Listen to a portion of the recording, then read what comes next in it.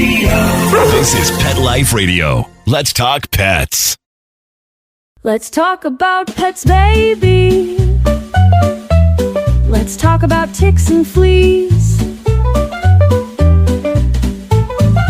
All the fun things that we see.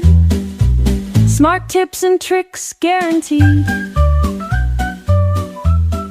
Hey pet friends, welcome back to another episode of Let's Talk About Pets. I'm Nessie. Mysterious? Maybe. Magical? Definitely. My name's Echo. You've probably heard me before. I think I have a time or two.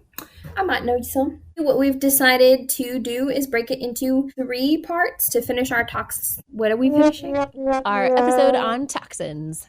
Our toxin series. There we are. Thank you. And this is going to finish up on all the stuff that we couldn't fit in our other episodes. Is that good enough for the introduction? Yes. So, household items. Let's talk about those products around the house, garage, and around. So, some minor toxicities around the house can be things like, fertilizers for the garden, which have a low risk of fatality. They're usually just limited to GI upset. Play-Doh or salt dough, and we've talked about salt toxicity in part 1 of our toxins episode. Some types of glue, like crazy glue or Elmer's glue, which bring about mostly just GI upset.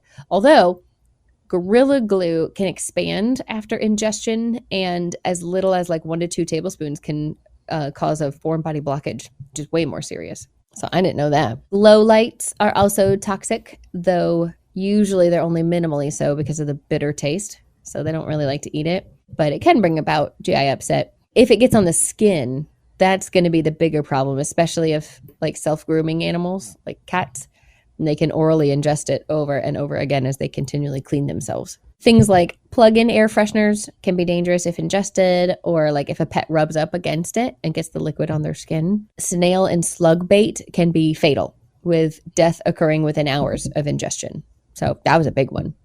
I didn't know that. I also don't have snail and slug bait, but if you do, keep that well sealed and far away from anywhere your pets can get to it. Mothballs, those are toxic if they're ingested, or if the chemical is absorbed through the skin, or even if the chemical vapors are inhaled. So keep pets away from anywhere where mothballs can be. Or neuter your moths. Yes. Get your moths spayed and neutered. Neuter your moths and you will eliminate mothballs. That was legitness. Yeah, it was. Huh? Pennies could also be dangerous. So after, I think they said 1982, maybe, pennies were made with zinc in them. So if that's ingested, it can cause damage to red blood cells and GI. Fun fact, I heard our recent regime is doing away with pennies. They cost more to make a penny than a penny is worth. I've heard that. Doesn't feel like a great financial decision. No. And also, the amount of pennies that you find just tossed about because nobody wants them. No. I know if you collect enough of them, you'll equal up $1. I'm not collecting them. Say what? I haven't used cash in, I don't even know, a very, very long time. No. Me either. Nope. I will walk over a penny on the floor. Mm-hmm. Yeah. Mm-hmm. I'm not picking it up. Mm-hmm. In fact, if I get a penny as change, it goes in the coin jar. But if I happen to be cleaning and just find a random single penny, I might just throw it in the trash because I'm mad. Like, I don't want you. Why are you here? Why are you here? I'm not going all the way to the coin jar. I have a trash bag right here. I know that's stupid. It makes no sense. Well, we throw away things that are far more valuable than just a penny. So there's that. I remember when I was a kid, my parents had gotten a medical bill and it was for $2. My mom was so annoyed that she had to pay this medical bill for $2 whole that she took like 4 rolls of pennies and she took it into the place. And she was like, "You said I owe you $2? Here you go." And the lady just laughed and laughed. And she was like, "That's not correct. You don't actually owe us anything. Like, you can take your pennies." Most welcome. No, you keep these pennies. That's right. We didn't want pennies either. I bet she wishes that you could go to the doctor for just $2 today. Wouldn't that be nice? I wish I could go to the doctor for $2 today. Will never happen. No. Nicotine is another one that's dangerous for pets. Some pets will just grab a cigarette butt, but that's bad enough. But like, also there are some. Do you light it? Do you light it for them? They just want a little swig of it. They just want a little puff. Some nicotine products. They're down bad. Yeah. They're down bad. Yeah, they're down bad. They need that last hit of that butt. Some nicotine products, like types of gums, can have artificial sweeteners in them, and we've talked about artificial sweeteners before. Most commonly, vomiting occurs pretty quickly after ingestion, which actually makes the toxicosis a bit less likely. Birds, though, they said in particular, are very susceptible to toxicity from inhalation of secondhand tobacco smoke. Don't blow a shotgun to your bird. A shotgun? A shotgun is where you puff in a smoke. Usually I think it's weed, but I think you could do it with a cigarette too. And then you blow it into somebody's face so they get it secondhand. Oh, that sounds really gross, though. Yeah. Yeah, don't from do that to your your mouth birds. just into someone else's. No, thank you. And if you remember, I used tuna toothpaste from a previous episode of Dental Line. That's right. The tuna are beef flavored. So you definitely don't want a shotgun. No. A large enough dose of nicotine is lethal for dogs. Gotcha. I'm real struggling to talk today. Even Real struggling. I am. I'm doing a bad job. Oh dear. It's not so bad. I real struggle all the time. That's good. I'm glad I'm not alone. Even baking soda can be harmful if ingested in large enough quantities. So I know a lot of people like to use it for odor control. Like, I've been told to set out like a big bowl of baking soda in the same room as the cat litter box is, because it'll absorb the odors. I don't know. Maybe that's an old wives' tale. You're shaking your head, but I've heard that before. I've not done it just because, what if my cats knock it over? Then I'm going to have baking soda on everything. That sounds like a mess. Yeah. I do have a open box of baking soda in my refrigerator. It's been there for 7 years. So I don't think it does anything anymore. But I think the idea was originally supposed to be to like control fridge odors or something. I don't know. My family always had one in the fridge. So when we got our place and we got our brand new refrigerator, I was like, we need to put a baking soda in here. That's just the thing that we do. And it's been in there for 7 years. I'm not going to see what's going on with it. It Might just need stays in the back. replacement. It's out of the way. I don't know. I don't think it ever did anything, to be honest. Do you want to give us another review? I do. So you don't keep one in your fridge then? No. Mm-mm. Huh. I never have. Well, then I guess my fridge is fresher than yours. It might be. And if I ever needed to bake something that needed baking soda, I'll just use that. Why would you want to use that? I'm kidding. Now just take a pinch from the bowl in the cat litter box area. The cat litter bowl. That's a better Gross. idea. Who is our next one from? This one will be from Nikki Sixx from Motley Crue for their song Poison Apples.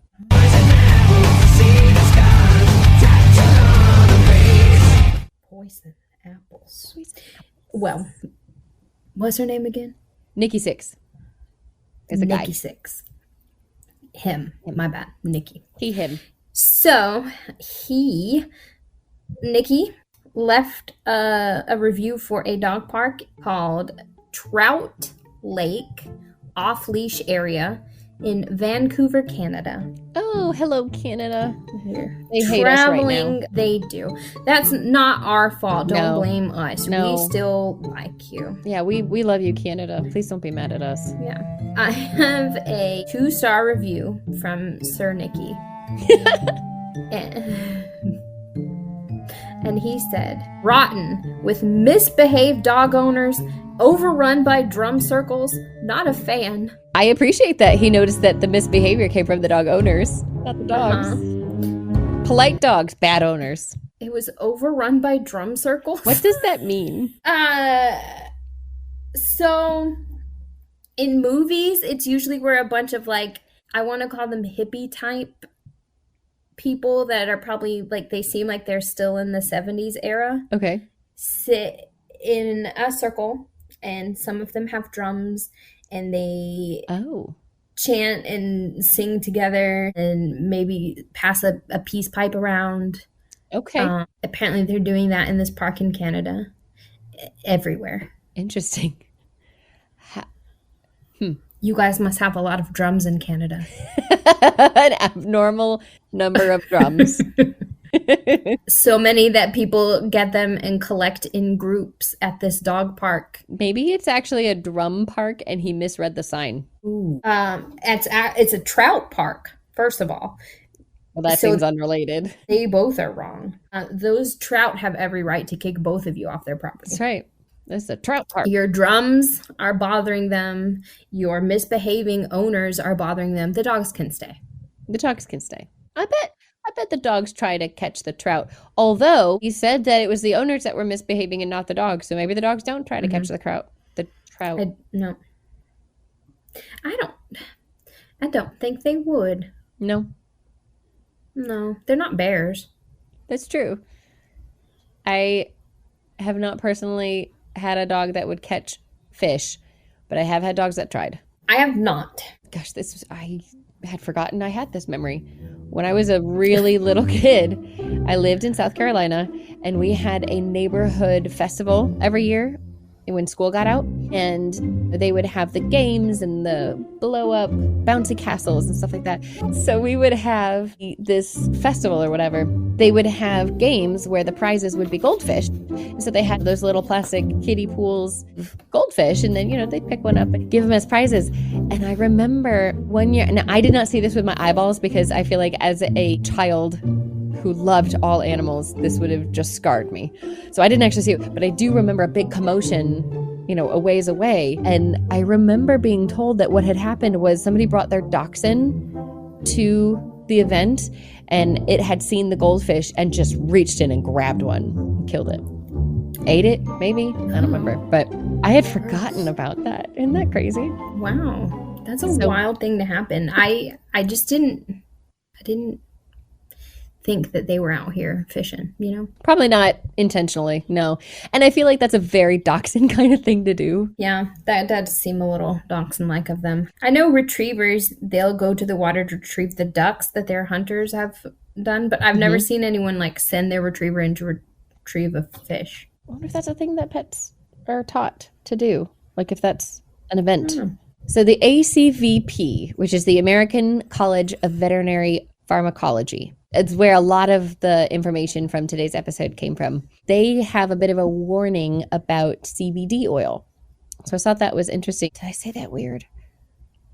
While CBD oil seems to be, more and more popular more recently for trying to treat pain and anxiety for people, I know I've also seen it advertised for pets recently too. Here's the thing about CBD oil, and this is a direct quote from the ACVP website. And I know I've heard doctors I've worked with over the years say the same thing to pet owners as well. There is no specific data on the use or dosage of CBD in pets. These products are also not regulated, so there's no way of ensuring the efficacy. So if you have a pet that's in extreme pain and your veterinarian says, let's try this, and gives you a recommendation and a dosage for CBD oil, that's one thing. Definitely listen to your vet. But you and me, we cannot encourage anyone to just try it on their own at home. So that's what it says about CBD oil. You're like the peanut butter to my jelly. Okay. You said you and me. Ooh. Yes. I was like, did I just miss something? Did I say something and I didn't hear it? Okay. Very good. A little bit. A little bit. I'm not functioning great today, I guess. I snuck that one in there. Like it was a secret. Secret. It was. Yeah. For me, you, and all of our listeners. So you and I both used to live in the North. So, we are both familiar with de-icing salts. being possibly toxic to pets. The most common de-icing salt is sodium chloride, which can be toxic in large quantities. But there are other formulas that are less toxic, but they're also more expensive. Pets can get like GI upset, tremors, seizures, disorientation, but it also can burn and crack their paw pads after walking on it. And then it can cause like some oral irritation if they lick it off their feet. Just be mindful of having it around the house, around the yard. DEET is another common household product that can be very dangerous to pets. DEET's nuts. Yes, it is. It can cause neurological complications. So never put DEET on your pet. So Or your nuts. don't do that either. That sounds terrible.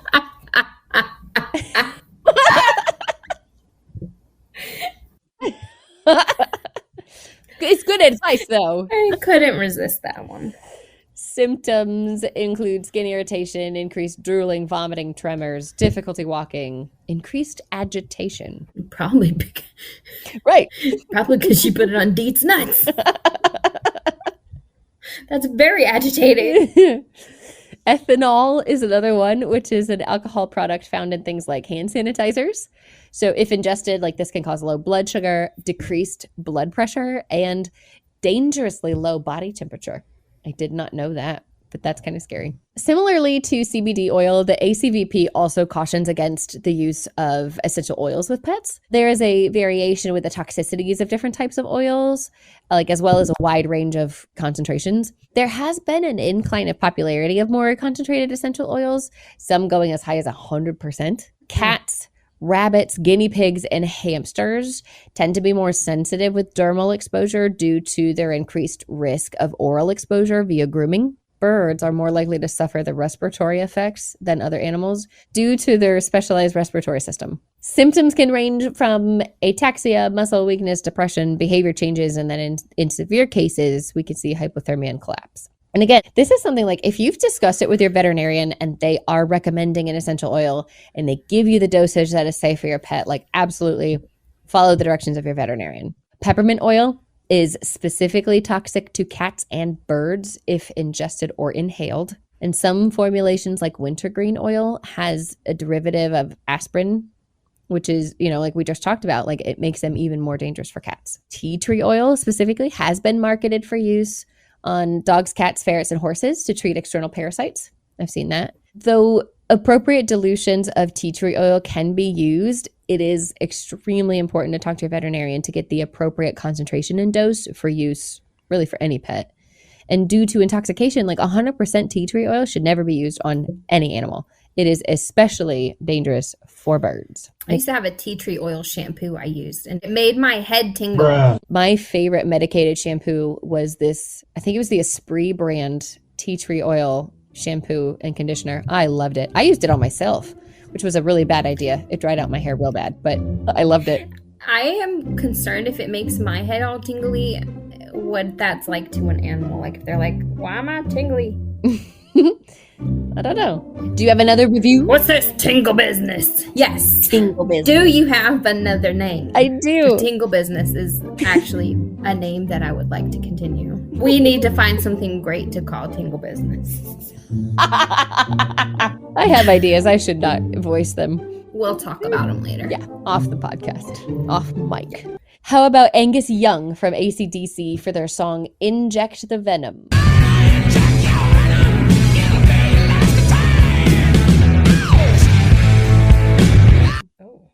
That sounds aggressive. It is aggressive. Okay. Liam Neeson?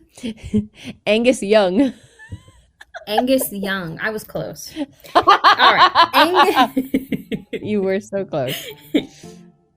Angus left a review for Jerry Sulina Dog Off-Leash Area in Maple Ridge, Canada.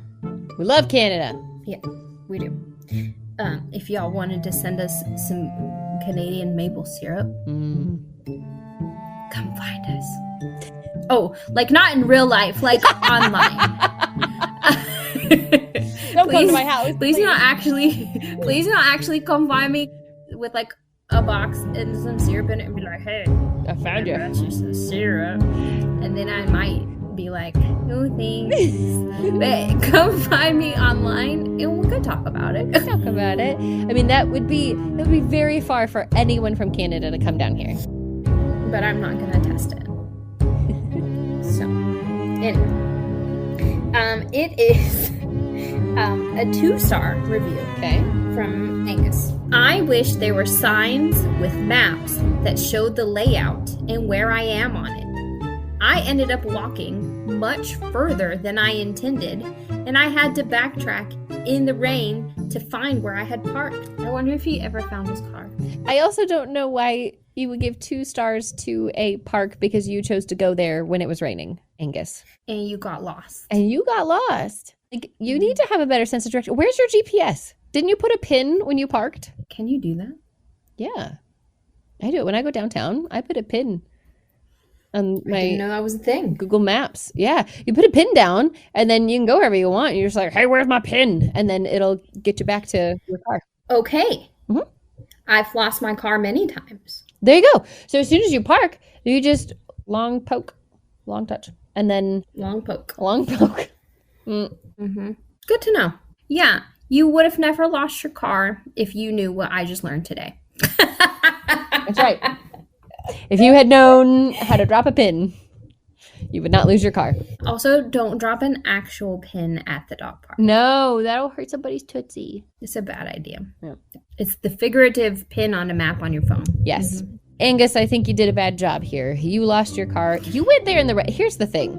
Like, if you do something in the rain and then you complain that it's raining, that's on you, man. Like, I had a police officer pull me over one time because my car had just gotten in an accident. The hood was totally accordioned, and we had like a big rope holding the front bumper on. I was getting my new car the next day, and I was going home from work, and this cop pulled me over, and he's like, oh, hey, you have a headlight out. And I was like, oh, I know. And he was just like, now that I see your car, I realize why you have a headlight out. And I said, yes, I'm getting my new car tomorrow. And he was like, okay, well, I just want to see your insurance and license and whatever they ask for. And I said, okay, my insurance is on my phone. So I had to pull it up and download it. By the time he walked back to my car, he's like, well, I wrote you up because you didn't have your insurance on it. And I'm like, it's right here. It's right here on my phone. And he's like, yeah, but it took you a long time to get it. And you made me stand out here in the rain while I waited for you. So I'm giving you a ticket for it. And I was like, sir, I did not decide to pull me over for a non-ticketable offense when it was raining. I did not make you stand in the rain. So I had to go to court, fight that, because I thought that was so absurdly dumb. And I was so mad at him. And I did not get points on my license. They did make me pay a $60 fee to not have points on my license for that. If you decide to do something in the rain, don't complain that it's raining. That's on you. Yeah, that's on you. You saw the weather. Or maybe you didn't see the weather. That's also your fault. That's also on you. Yes. Mm-hmm. It's readily accessible on your phone where you could have pinned your car. Yes. And I think that if you're going to give a bad review to a dog park because you got lost, the problem of being lost shouldn't be put on the dog park. But like, if we're going to stretch it a little bit, maybe on your GPS for not being able to help you find where you are. That sounds like a huge dog park. Could you imagine? I can't even find a parking lot from here. I've been wandering through these trees for days. That does sound like a really big dog park. In the rain. Sir, stop wandering and taking random turns. Get some bearings on your location. You're going the wrong way. All you really had to do is look at your dog and be like, you want to go for a car ride? And then let the dog run to the car. You just follow the dog. Dogs know how to get to their car. You're at a dog park, man. Use your dog. What if he didn't actually bring a dog? Well, we've talked about that before and how that's problematic. Mm-hmm. Yep. And that's why you got lost. There's several things you did wrong here. You didn't bring a dog with you to the dog park to get you back to your car. You didn't ping your car location in your phone. You didn't check the weather, got caught in the rain, and you don't know how to be a human compass, so you're walking the wrong direction. Mm-hmm. Angus. This all sounds like you. Angus, not fair. Not fair. Your 2-star review is BS, and that's bull supply. Okay, pet friends, it's that time again when we disrupt the show for a commercial. Nessie and Echo will be back before you know it. Just count to 10. We wear fur, and we're damn proud of it. What? And our 4 legs. And our tail. And we go to the bathroom outside. Well, we may not be too proud of that. Sniff around, then mark your spot right here. Pet Life Radio. Let's talk pets. Let's talk pets Let's talk pets. on Pet Life Radio. Pet Life Radio. PetLifeRadio.com. Welcome back. So about the count to 10 thing. Oh, I may have misjudged it a bit. Anyway, back to the show. Laundry detergents are also poisonous to animals because of the corrosive agents in them. So this tends to be seen most often when a cat walks through some spilled detergent and then grooms it off their paws and ingests it that way. Symptoms can include drooling, burning in the mouth, pawing at the mouth, lack of appetite, vomiting, lethargy, all that. Pets. What?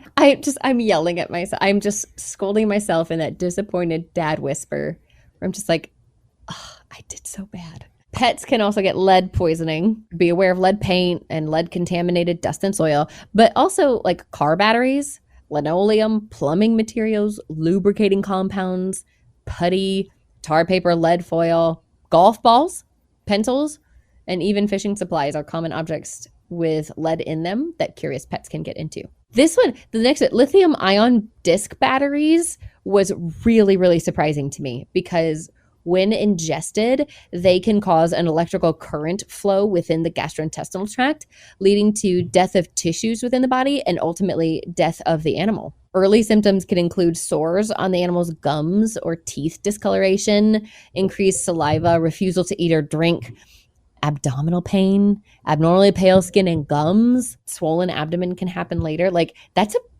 big one. That's the one that I had mentioned earlier. Like I just have these batteries sitting out and I put them away immediately because like my pets had not bothered them yet, but we know about my pets. we know that. Right. Yeah. Well, one day they're just going to be like, let me lick this battery. Yeah. So lithium ion disc batteries, extremely dangerous. Hydrocarbons are all, like liquid fuels, like those are very dangerous to pets. I think most of us are familiar with like antifreeze, but there are a number of other products found primarily in garages that can be extremely dangerous to pets. Like I feel like most of these are obvious, but gasoline, diesel, paint solvents, wood stains, wood strippers, turpentine, fuel used in tiki torches, which I have an abundance of, kerosene, engine oil, roofing or roofing tar or asphalt, liquid lighter fluids, like pets aren't very likely to want to drink those things, but kind of like laundry detergent, if there's a spill somewhere and your pet walks through it and then licks it off their feet, accidental ingestion can occur and that can be fatal. I just thought of another reason why that park is closed on Tuesdays. Oh, yeah. So those wood chips' second job to be wood strippers. You got to give them time to get to their second job. Oh my goodness, that's wonderful. Wood strippers. Your mind works in such a different way than mine does. And that is why everything you say is like a surprise to me because I don't think that way. And that is so funny. It's kind of a surprise to me too.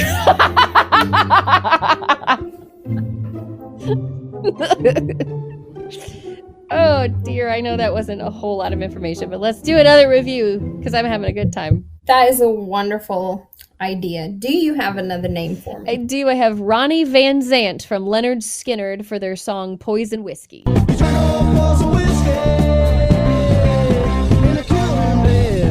Don't drink the poison whiskey. Don't drink the poison whiskey. So Ronnie left us a review for a dog park in Covington, Louisiana called Pretty Acres Dog Park. Oh, that sounds nice. It is a 2-star review. I'm going to show you the picture first. How about that? Okay. Is it people poop on park benches? It is not. It's a picture of the park. Okay. That's obviously a nighttime picture of the park. Yes, with looks like a floodlight. Keep that in mind. Okay. Ronnie said 2 stars. The park has no lights, so I don't think you can actually count it as open till 9 p.m. We made a detour on our road trip to this park because it had been stated as hours of open till 9 p.m. And that's what they pulled up to. Mm-hmm. I'm not taking my dog in there for a quick walk around. No. I will post the picture online if you guys are interested to see what they rolled up to. There is light, but it looks like the beginning introductory shot to a horror film. Yes. I will not be proceeding with my dog. No. No. They can wait. So on our recent road trip to Louisiana, we came across a Love's, which is those really big gas stations with areas for like truck drivers to shower and those kind of deals. And they have a gated off dog park so that you can let your dog like run around and burn off some energy mid-trip or whatever. So that seems like a better idea than whatever you just pulled up to there. Don't do it. Yeah. I'm not getting out of my car. I don't think you would either. No, I'd keep going. Good advice. So, do we do about toxins? First and foremost, we don't ingest them. Well, yes. Best advice, leave them alone. But if it's done and over with, first thing you should do is call your vet. Ask him about, this is what you think may have happened. These are the symptoms. Talk to your vet first and foremost. There's also 2 24-hour hotlines that you can call to help you. ASPCA, the Animal Poison Control Center, right? We've quoted a lot of their stuff on part 1 and part 2 of the toxins episodes. So they have a 24-hour hotline.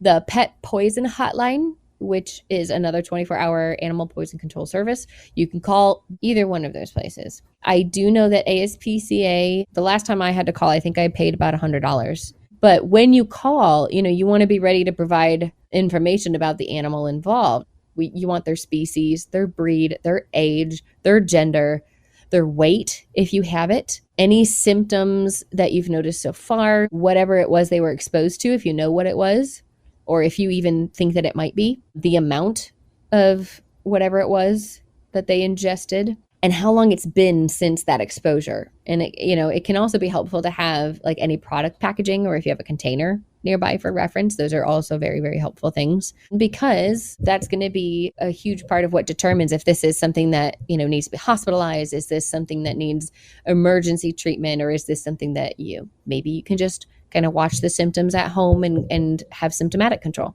If your pet, though, is having seizures, or they're unconscious, or they're losing consciousness, or if they're having difficulty breathing, those are symptoms like immediately take your animal into your veterinarian or to an emergency clinic. That is not something that you sit on hold and wait for. I can't remember if it was ACVP or APCC, but one of the alphabets that I've gotten all my information from for today had an emergency kit. So it's kind of just a list of things that you should keep on hand and within quick reach, just in case your pet has been exposed to a toxin. So they say, your local veterinarian's contact information. Always good to have. They recommended a bottle of 3% hydrogen peroxide to induce vomiting if needed, and a large syringe or a turkey baster to administer that peroxide. I feel like the doctors that I have recently worked with in the last 10 years have been more of the opinion that inducing vomiting at home can have more problematic effects than just bringing the pet in and letting them assess first.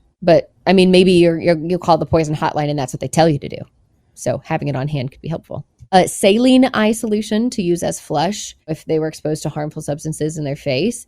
And just a note, like saline eye solution is not the same thing as contact solution. So you do not want to use contact solution. You want to use saline eye solution. And then like an artificial tear gel to lubricate the eyes after you flush them. So that's going to be like Genteel, for instance, is one of them off the top of my head. So yeah, something like that to lubricate the eyes after you flush. Any mild grease-cutting dishwashing liquid, so in case you need to bathe the animal after a skin contamination. Little tweezers or forceps if you need to remove like a stinger or something. They say to keep a muzzle on hand to protect you against fear-induced or pain-induced biting, which is a really good idea. They recommend a can of wet pet food and a pet carrier as well. Nice list. I thought it was a really good list. Relatively affordable list too. Often things that you just have in your house, like I've got dishwashing liquid, I've got tweezers, I've got, a turkey baster. I typically carry tweezers on me around work because you never know when you got to catch a stray eyelash or something. No, that's not why I carry them, but I do keep tweezers on me at work. Yes. You want to have one final review? I do. Do you have for me a name of another poison? I do. People. I have Joey Ramone from the Ramones for their song Poison Heart. Right out of this world, 'cause everybody has a poison heart. Joey Ramone. He has left a wonderful review here for the Cabrini Playground. They have a dog park, or they used to. It's closed now, apparently, according to their other reviews. But it used to be also a dog park. And it is in New Orleans, Louisiana. It's a 4-star review. Ooh, all right, Joey. From 2 years ago. Joey says, nice little playground in the French Quarter. More dogs than kids, though. There's also a field that serves as a dog park / soccer field, which is interesting to see the dogs and the soccer players getting their balls mixed up with each other while playing in the same area. The soccer players don't seem to mind the dogs. That sounds like chaos. It does. I think it's is it a play park or is it a dog park? It was a play park and a dog park. Okay. And so in the area where people play soccer, yes, there is also an area where the dogs are supposed to be or allowed to get their balls mixed up. Yeah, they're just sharing their balls. And they're like, the soccer players aren't even mad about it. They seem to be having a good time. I would have a good time chasing down their balls. Sounds great. I thought for a second when he said there are more dogs than children, though. I was like, it's a dog park. There should be more dogs than children, but it makes sense. There was also, it looks like pictures, some like children's playground things for them to do, like monkey bars and stuff like that. And did you go for the children, Joey? Oh, don't do it. Don't do it. Don't do it. There's more dogs than children here, which, I mean, I guess is fine. I did just watch the soccer players run over all the dogs out there, so... That does sound like unbridled chaos. Yeah. But, there was no kids to be seen, so that's probably a good thing. But that's all I have. All my stuff. Well, I actually have a small little bit of thing for you. Cool. Well, 2 things. First, did you ever watch the movie? No, I forgot. Shoot. And I meant to. What happened is because my TV broke, so I just decided not to watch things, but I did. I totally forgot. I did watch The Voices. Yeah. And it was completely worth it. Really? It was a good watch. I enjoyed it. I mean, Ryan Reynolds was great in it, of course. Andrew Kendrick it went all the ways that you maybe weren't expecting it to go, but it is a weird movie, but it's a good time. It takes you to some dark places. Okay. But the most important thing is the animals do not die in the movie. The dog and the cat that are in it. That's good. Yeah. Okay. I'm not going to watch it I can't stand that part. They tend to always take them away. But they do not in this movie. They live. So that's a little bit of a spoiler if that needed to be out there. But I still think you should watch it. It would have been great if we could have reviewed it together. I know. I'm so bad. Shame. You've been shamed. Yeah, just have a priest follow me around ringing a bell. Shame. Shame. I'll see what I can find online.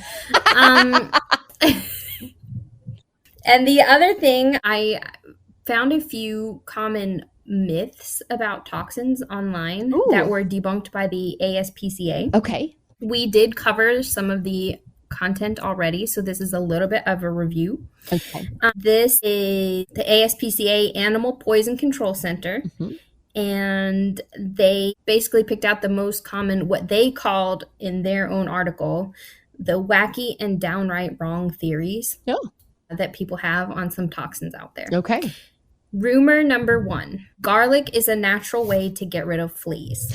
We talked about that in part 1. What they say is that a lot of people equate natural with meaning safe. Yeah.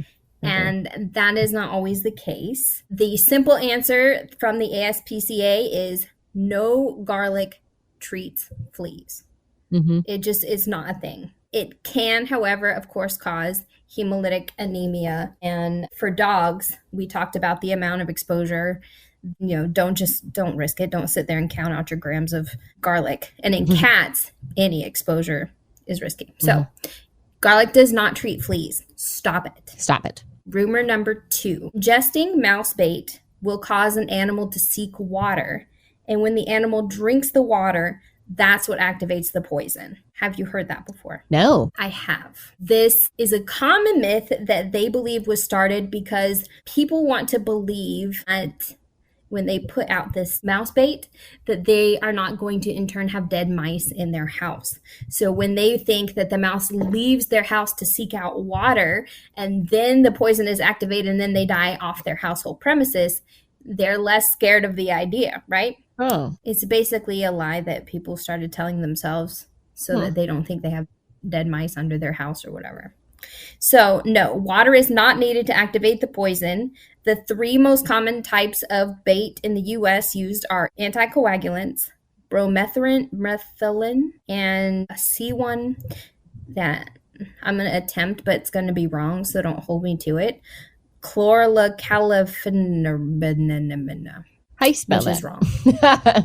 No, you don't have to spell that. It's kind of a long word. Yeah. Chlorocalciferol or something. Look it up yourself. It's there. And they all work on their own when they're ingested. So, yeah, water is not needed. Rumor number 3. Milk is a universal antidote. I have never heard that. Well, so there is some truth to it, but universal antidote is too far. You can't use milk for every toxin. But it does help if you are diluting a caustic substance that they might have gotten into. It can help dissolve insoluble calcium oxalate crystals that are from several species of plants. And it can decrease oral irritation because of that from digesting or ingesting certain plants. So milk can help with that. Milk isn't the end all be all solution. It can be helpful for certain things. Interesting. Rumor 4. Almonds are toxic to pets. Sweet almonds, the kind that are sold in most stores in the U.S., are not toxic. However, they can cause gastroenteritis or pancreatitis if a lot are ingested because they're not a natural source of food. Bitter almonds contain cyanide compound and that's are what it is. considered toxic. Yes. I was like, that was on our list, but I can't remember why. Yeah. They are not typically sold in the U.S. You can find bitter almonds in natural food stores, but they are always clearly marked as a bitter almond. But most of the ones that you get at your normal grocery stores are a sweet almond. Interesting. Okay. And then we have what number am I on? 5? Pistachios are toxic to pets. I don't remember reading that. Are they? No. Okay. We're not sure why nuts get such a bad rap, like the sweet almonds, but pistachios are not really toxic. They can, if they eat large numbers of them, still get gastrointestinal distress and pancreatitis because they're very fatty. And if you ingest them with their shells on, enough of them can cause a foreign body. But there is not a toxic element to the nut itself. There's not a toxic element to the nut itself. Good. Okay. The rumor that all lilies are toxic to cats. That This sounds one is true. very difficult because in order to know for sure, they actually said that you need to Google the genus name of lilies to find out which ones are actually the ones that are toxic or not. The 3 that cause acute kidney injury are the Asiatic, Easter lily, and daylily. They are renally toxic to cats. But calla lilies, peace lilies, they contain an insoluble calcium oxalate, which can cause oral and gastrointestinal irritation. And then Peruvian lilies are mild gastrointestinal upset. But it's the ones that have the genus Lilium sp, and there was another one, but I don't have it saved. But anyway, you want to look at their genus name, know for sure, and that's actually going into a whole science thing. So it is safer to just assume all lilies are bad for you in some kind of way. Yeah. But the 3 that are deadly are the, what'd you call it? Asiatic. Easter lily, and daylily. But anyway. Gotcha. That is from the ASPCA website. That's really good. On myths and rumors regarding toxins. That's a lot of good information. That's all I got. That's all. That all you got? Folks, that's all I got. You have made it to the end of the show. Be sure to like and follow us on social media. Links are in the show notes, along with our sources for this episode. Be sure to check out our AI-generated song, closing out this episode. Teaser alert! We have a very special guest joining us for our next episode. You don't want to miss it, I promise. see you all next time. Bye. Watch out for those lilies in your vase. Not just flowers, they're dangerous plays. Chocolate sweet, but it ain't for pups. Keep Fido safe, don't fill his cup. Antifreeze looks like syrupy gold. One lick could take your love's hold. The cleaning sprays, they gleam and shine, but paws and snouts must step behind. Oh, Kitty and Rover, don't you explore? Curiosity might open toxic doors. Let's kid-proof the shelves and lock down the ground. Keep our furry friends safe and sound. Avocados may tempt the sniffy bandit, but hearts and pits, our pets can't stand it. Grapes and raisins, they sure seem fun, but they're little bombs for everyone.